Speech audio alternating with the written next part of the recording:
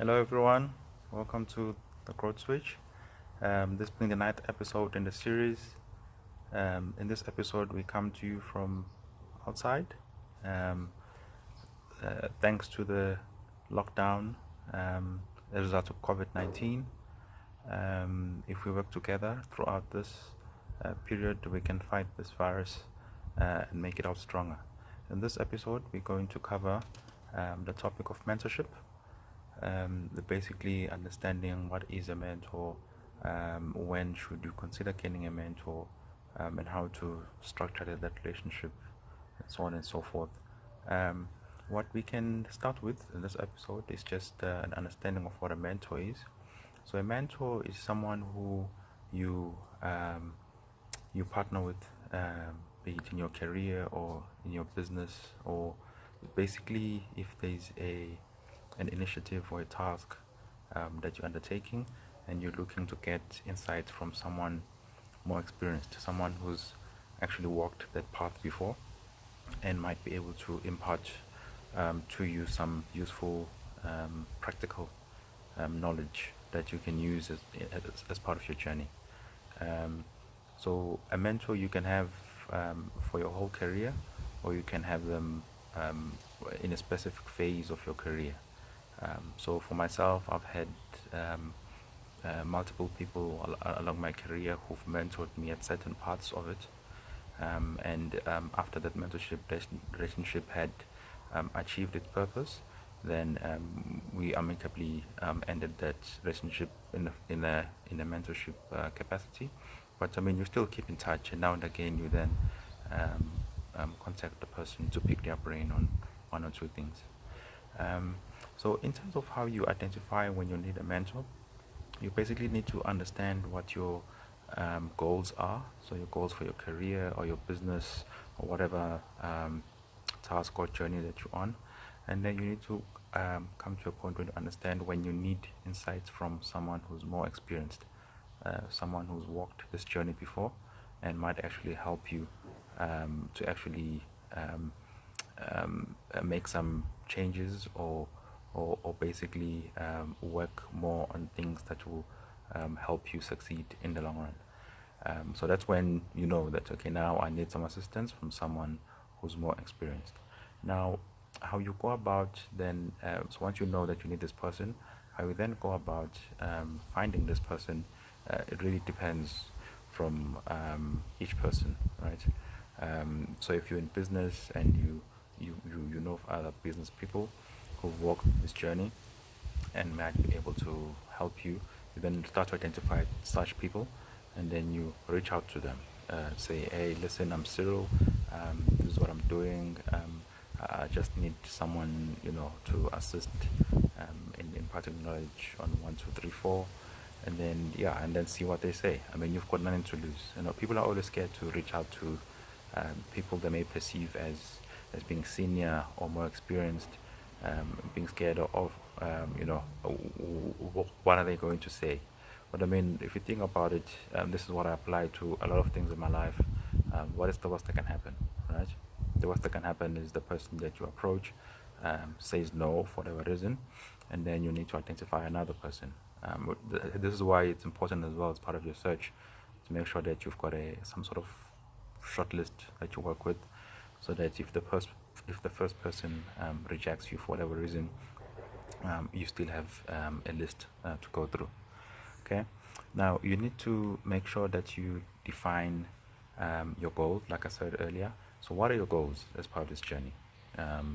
So let's say you want to start a business, and in the next 5 years you want to grow it to a profit-making business. So it means within this 5 years you want to break even and then start making profits. But you're not quite sure on certain aspects of this business, in terms of how you need to map those out so that you achieve that goal. But you know that there's people who have done this before. People who are actually doing it even now, and may be able to help you by giving you a few pointers on what you can work on to achieve that goal.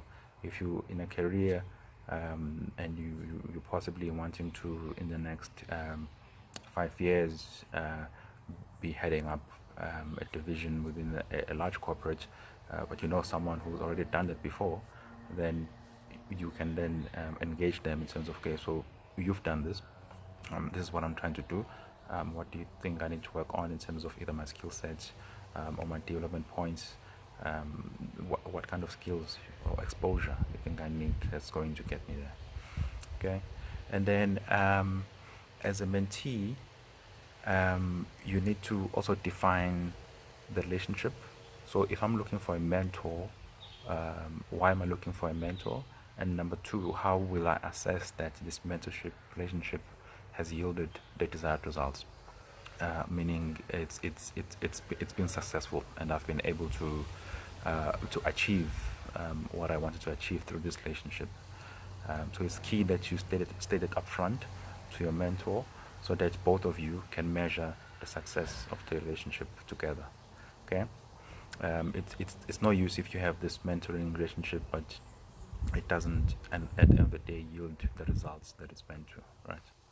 Okay, then you need to define ways of engagement between the mentor and the mentee. By this I mean you need to define how often you're going to meet, where you're going to meet, communication, how you're going to communicate. Are you going to call each other? Is it email? Is it text?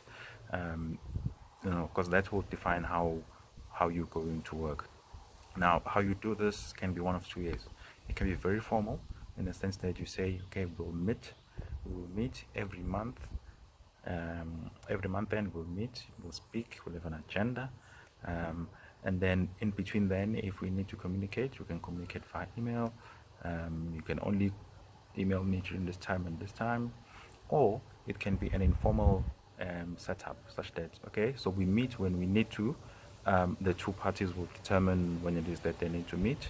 And even the communication in between doesn't need to come at specific times. It can be as and when, ad hoc, as and when you need some assistance, you'll then shoot through either an email or a text or a call and so on and so forth. So it's important you set it up front because that helps in terms of how the relationship will flow after that. And then as a mentee, which is why it's key that you need to make sure that your goals are clearly defined. The whole purpose of the mentorship is to ask for support from your mentee, your mentor, in terms of how you carry out specific tasks to achieve your goals. So your mentor is not necessarily there to tell you, oh, Cyril, you actually need to be a doctor. You are the one who should say, actually, mentor, I want to be a doctor. What can I work on for me to get there? He can't be say, okay, no, Cyril, you need to be a doctor. You need to be the one to say so. So basically, you are the one driving the whole direction of your career or your goals or your journey, and you just need support from this individual in terms of what you can work on to make this whole journey a success. Okay. You need to, as a mentee, focus on all your sessions. All right, be attentive to what your mentor is saying. You take notes, you ask where you need to ask questions, because it's important you get what you need to get out of this setup, right? Okay.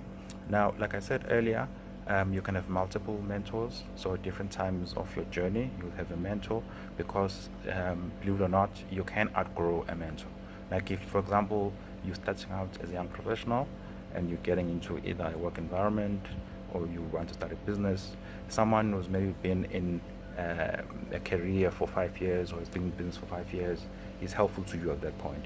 But the minute you reach, let's say, 5 years yourself, then you need someone who's much more experienced, maybe has been there for 10 years, 15 years, So then your mentorship relationship with the other person will then naturally have to fall away from a mentorship perspective. You can still keep in touch, and that person can still be useful to you in terms of getting insights here and there. But in terms of a mentorship relationship, you might want to move to someone who's much more experienced. Okay, and what's key is to know when that mentorship relationship has served its purpose, right? So when that mentorship relationship has served its purpose, then you know, okay, now it's time to move on, and I need to either find a new mentor or I need to see what I can do on my own until I identify that now I need a new mentor. So it's not for certain that throughout your career you need to, at every point of your career, have a mentor. You need to identify when you need one and when you no longer need one. That's that's basically the key part of it. And the last thing I want to mention as part of this, remember to also pay it forward as the mentee, right? So this person has invested their time to help you, to impart knowledge, to help you succeed and move on to greater things in your career, in your business, in your journey. So why not avail yourself to also mentor other people who may come after you, who are less experienced and may need your experience, you know? So yeah, that's basically what I want to touch on as part of this episode in this whole mentorship topic. I hope that these insights were useful to you. I also hope that the new scenery was also enjoyable, being outside for a change, enjoying Mother Nature. Such are the positive effects, I guess, of this COVID-19 lockdown. And remember to share with those who stand to benefit the most, so that they get these insights. And remember to follow us on the social media pages. We're on LinkedIn, Instagram, and Facebook. And subscribe to the page on YouTube, so you get notified when we load more content. And let's keep growing together.